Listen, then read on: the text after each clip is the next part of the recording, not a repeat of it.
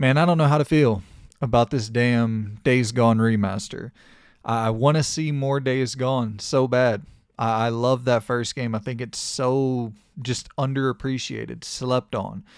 And I want to see more of it. I want to see more from this franchise. I want it to turn into a franchise. So that makes me want to go out and buy this remaster, because I feel like it is the thing where Sony's kind of testing us right now. It's like, will you actually put your money where your mouth is and go out and buy this thing? But, even there, then again, like the original game sold like close to 10 million copies. You know what I mean? It's sold like on par somewhere in that realm of a Last of Us 2, somewhere in that realm of a Ghost of Tsushima. So it's like we already supported this thing. We were already there buying Days Gone 1. I was there buying Days Gone 1 on day one. So now I got to buy Days Gone 1 remastered on day one to ensure that we get a Days Gone 2.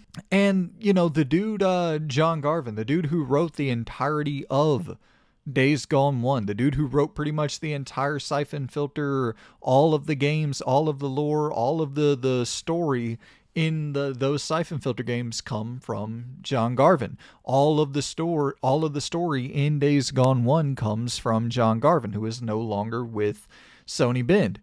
So it's like, sure, yes, absolutely. I want more Days Gone. I want a Days Gone 2, but the dude who wrote every fucking ounce of lore in Days Gone 1 won't be there for Days Gone 2, presumably? Like, I don't know. Do we really even want a Days Gone 2 that wasn't wrote by the same guy who created Days Gone 1? And I know a lot of people are mixed, or a lot of people kind of flipped on John Garvin whenever he, if we're being honest, he kind of insulted Astrobot. I don't remember the exact wording of the tweet, but he was a bit disrespectful to old Astrobot. And but then again, you look at Sony Bend currently. They just got their most recent project shut down, which was going to be, take a guess. Can any of you guess it? Yep, you probably did. A live service game. So like they were off working on a live service game, and John Garvin, whenever he and Sony split, he was kind of disgruntled about the direction that Sony Bend was going in. He wasn't on board with that. And now it's like, I don't know. Could you really blame him? Like, looking back now in retrospect, can you blame him for being a little salty? Sure. Now, there's different ways of distributing the salt. I don't think necessarily throwing a stray Astros way is that necessarily the way that the most productive way to deal with your frustration. Probably not, but I can understand this studio that you saw from the ground up turning into a live service, heading off into the live service trenches, a direction you don't think the studio is set up and fit to. You don't think that direction is a good fit for the studio. Yeah, I can understand why you'd be pissed. And then, you see your game selling comparably to a Ghost of Tsushima, comparably to a Last of Us 2, but those games are, those games are going to turn into franchises, and you have the bones for, Days Gone 1 has such good bones, man. The sequel to that thing could have been so strong, and you're sitting there like, dude, look what we just built. Look at the horde technology we built. Look at the world we built. Look at everything we accomplished here. Why don't we get a chance to see if we can follow this up with something better, with something more polished? And sure, 100%. It's not on par with a Last of Us or a Ghost of Tsushima in terms of the production value and polish. But that's the thing, is it was doing something slightly different. You know what I mean? It was a more mechanics-driven experience. And The Last of Us 2 was mechanically very, very deep as well. But it was just doing something different. There was more survival elements in there. There were just, it had its own unique identity within that first party sphere, which in and of itself at that time was a little bit rare. But regardless of all that, my main issue here is I I don't really want to support these damn remasters. And I get it for the whole, $10 upgrade. It's like, sure, it's not that big of a deal from that standpoint, but I do think it's just like, what a waste of resources. You know what I mean? Like, we're at a point now where we're halfway through the generation, and I don't want to say this definitively, but have we gotten more first party remasters than we have brand new games? I mean, so we're getting Days Gone remastered. We have Horizon Zero Dawn, The Last of Us 1 and 2, Ghost of Tsushima, Death Stranding, Uncharted The Legacy of Thieves Collection, Until Dawn, and the Spider-Man remaster. So that's 10 remasters that we have gotten this generation. So I'm not saying it's I'm not saying that we have gotten more remasters than new games, but it's damn near. If it's not more remasters than new games from first party teams, it's very fucking close, which is I don't know any other word than embarrassing to use here. Like, it just is kind of embarrassing. And so there's a part of me where it's like, just out of principle, I don't want to support this shit because it's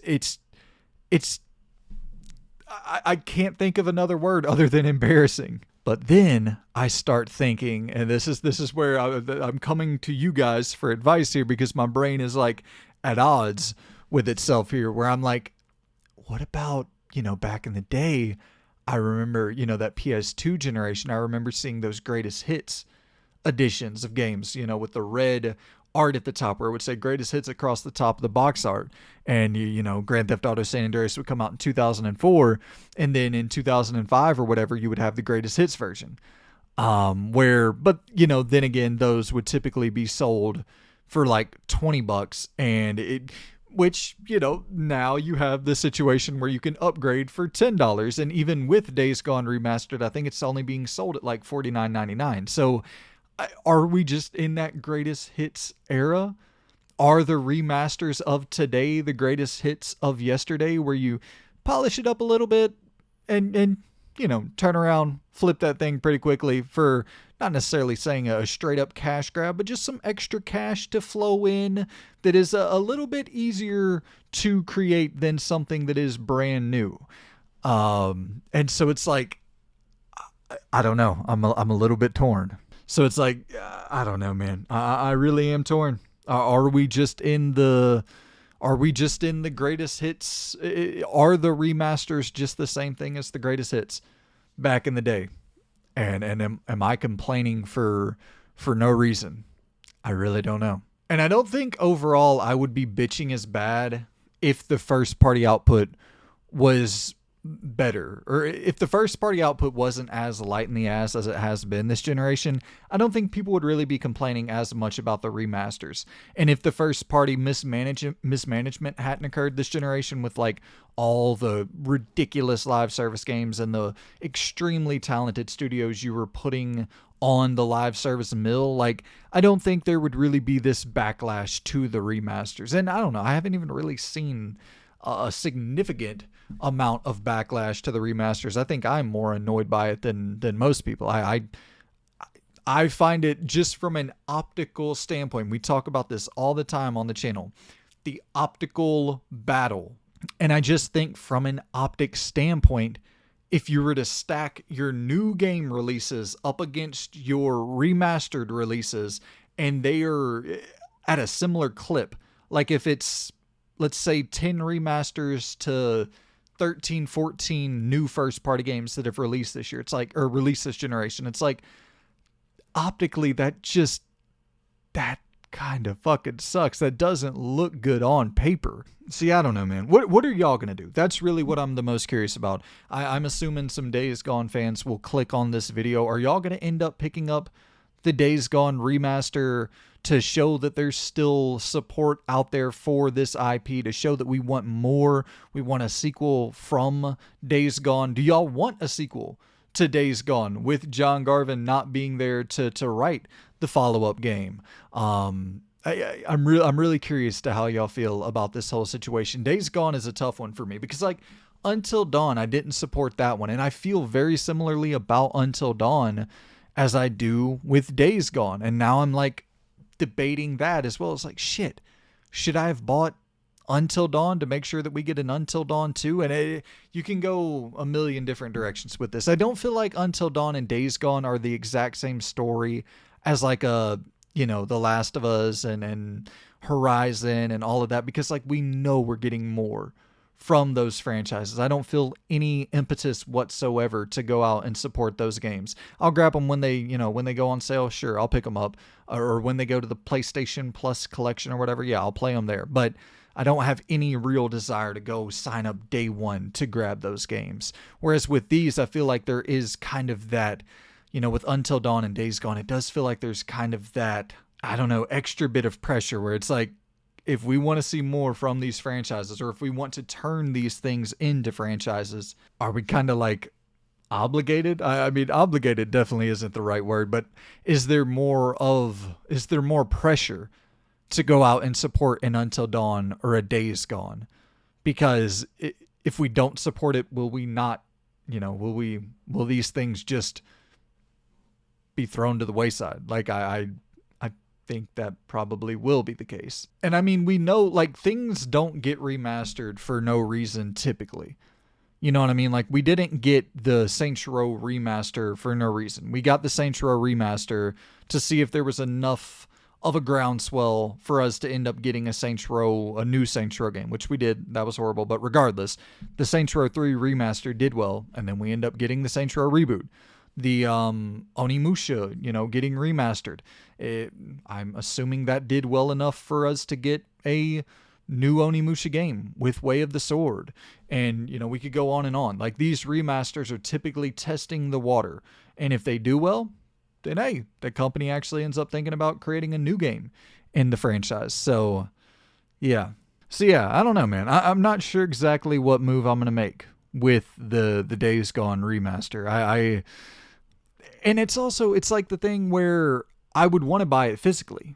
And this is the one Days Gone. Even there, it's like Sony doesn't give this the proper treatment. Even in the slightest ways, they just throw a little bit of shade at Days Gone. Where, Horizon, you can go and buy Horizon Zero Dawn physically, the PS5 version. The remaster, you can go and buy The Last of Us 1 remake. You can go and buy The Last of Us 2 remaster. You can buy all these games physically. But then Days Gone, you can't buy physically. So it's like, I don't know, anything they could do to throw a little bit of shade Days Gone's way.